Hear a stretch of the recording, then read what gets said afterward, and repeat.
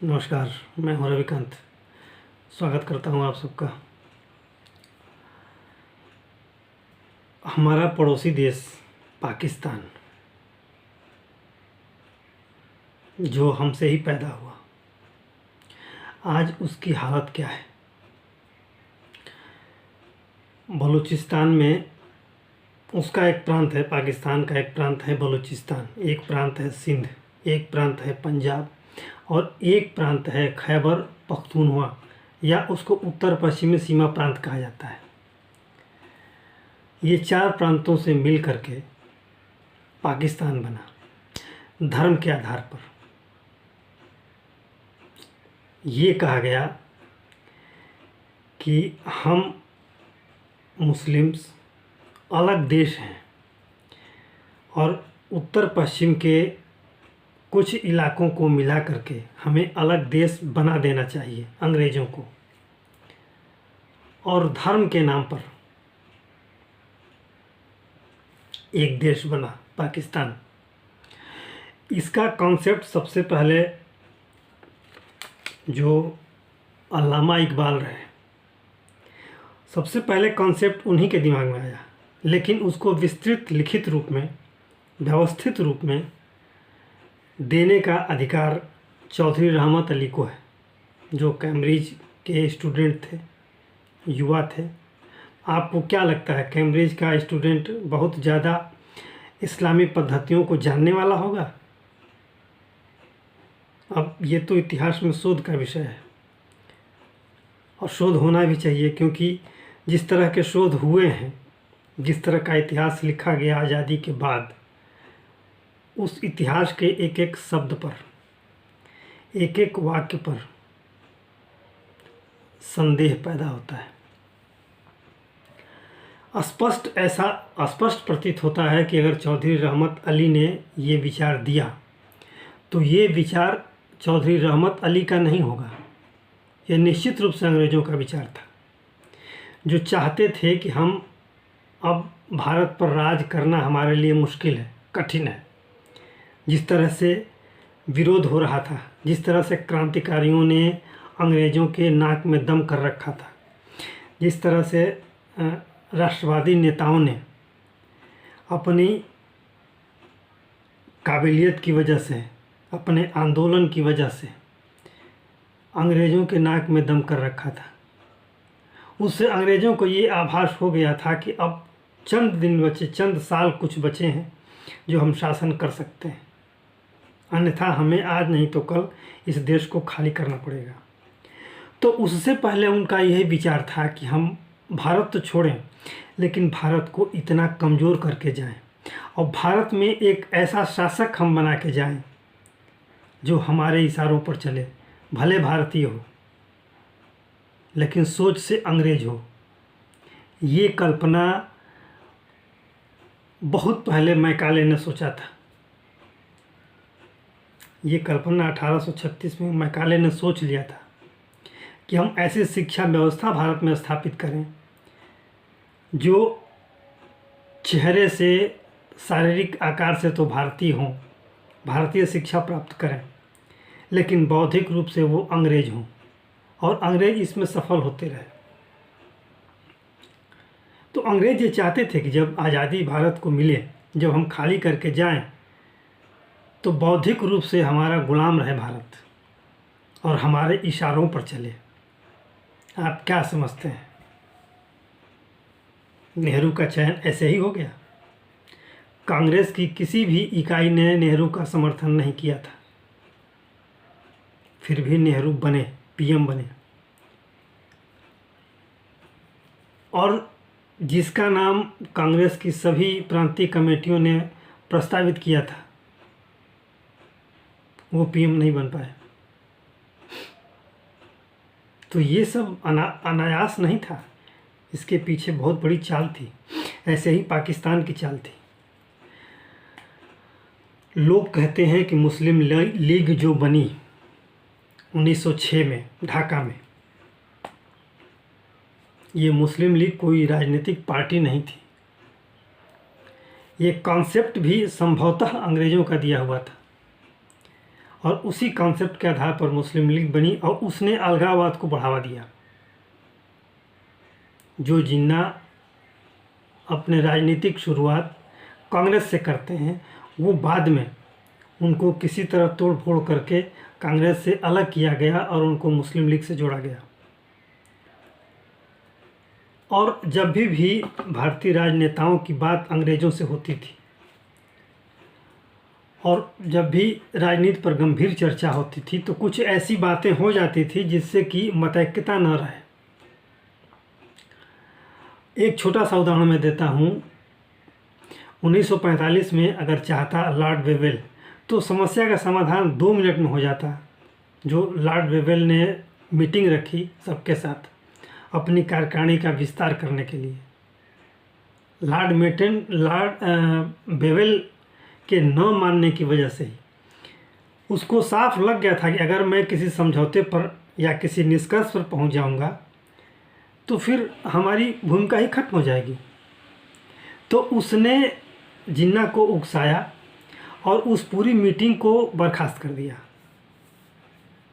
वो बावेल समझौता जो था वो निष्फल हो गया, वो लागू ही नहीं हो पाया।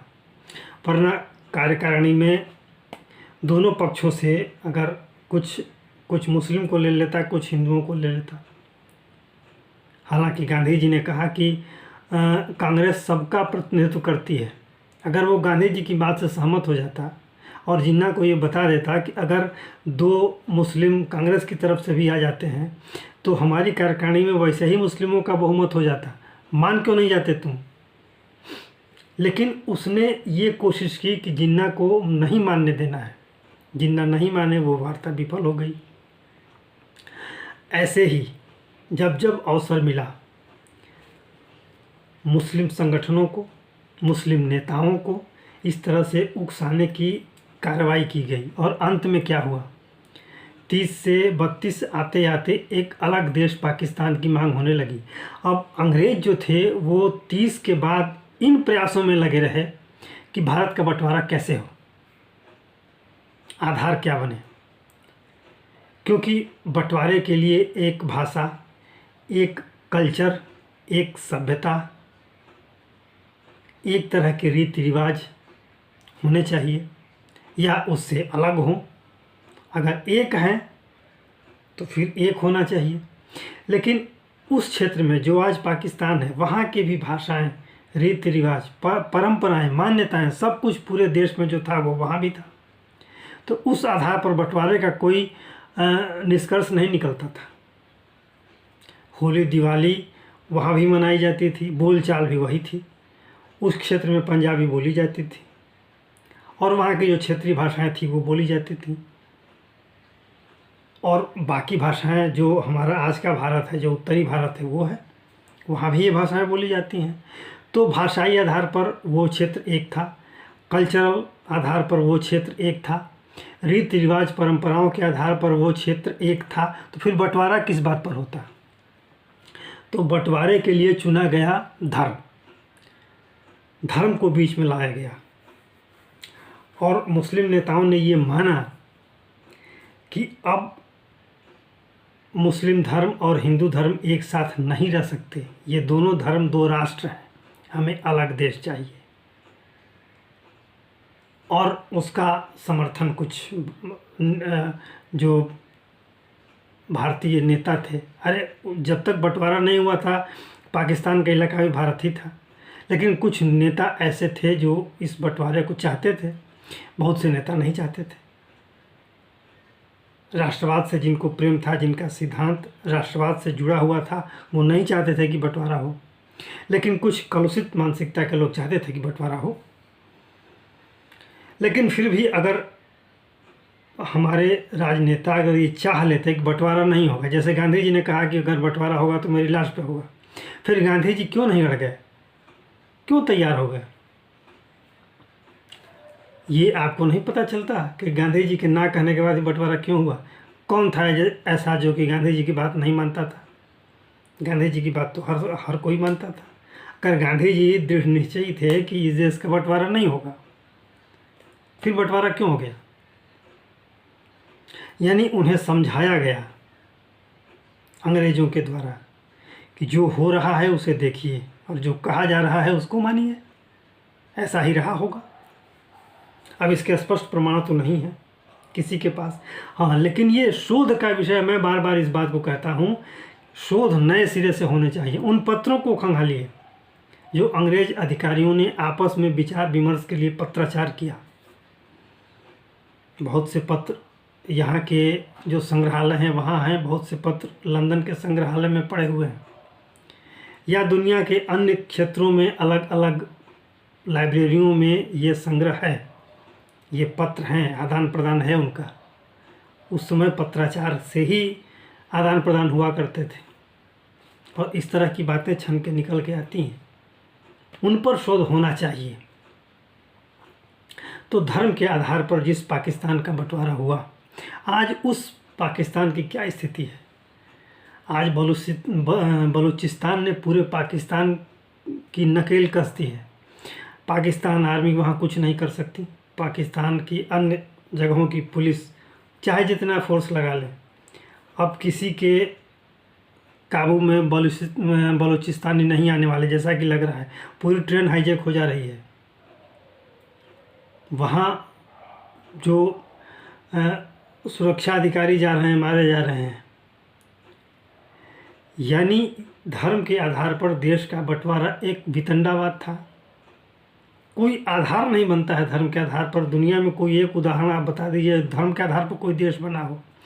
धर्म के आधार पर पाकिस्तान का बंटवारा हुआ, इसका मतलब ये था कि जैसे ही बंटवारा हुआ धर्म के आधार पर, वो देश की बागडोर कट्टरपंथियों के हाथ में चली गई।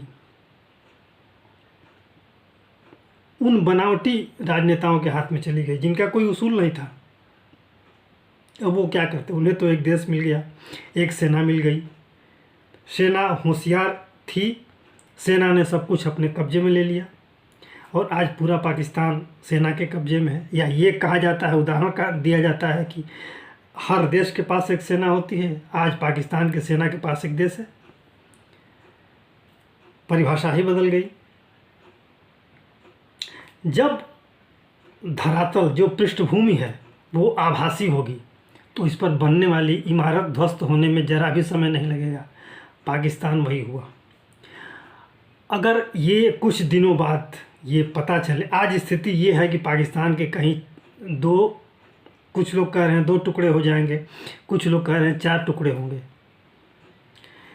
अफ़गानिस्तान जो उत्तर पश्चिमी सीमा प्रांत है, खैबर पख्तूनवा जिसे कहा जाता है, वो अफ़गानिस्तान में मिलने को तैयार है, क्योंकि वहाँ का पूरा कल्चर पश्तो कल्चर है। वो अफ़गानिस्तान से मिलता जुलता है, भाषा भी वही है।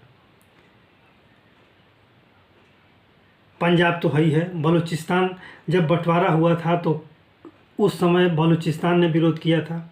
वो उत्तर पश्चिमी सीमा प्रांत ने, जहाँ के नेता थे खान अब्दुल गफ़ार खान, वो बंटवारा बिल्कुल नहीं चाहते थे। सिंध के नेताओं ने इसका विरोध किया था, कोई नहीं चाहता था कि बंटवारा हो। तो फिर बंटवारा हो कैसे गया?